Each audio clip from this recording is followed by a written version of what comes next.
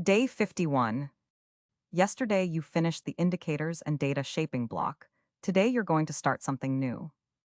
And it will change how your algorithm thinks about time.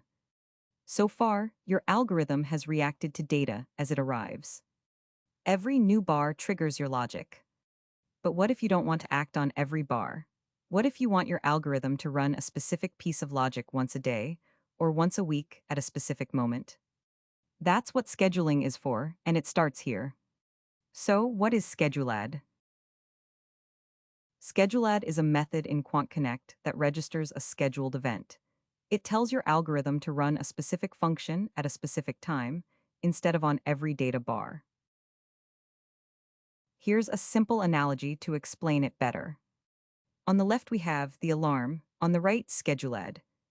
Imagine setting an alarm on your phone. You don't stay awake watching the clock. You set the time once and the phone wakes you at exactly the right moment. The alarm here says, register the event once and let the system handle the timing. Schedule.Add works exactly the same way. You call it once during setup, which in this case is, you tell your algorithm when to fire and what function to run, and QuantConnect handles the rest. No manual clock watching inside your on-data loop.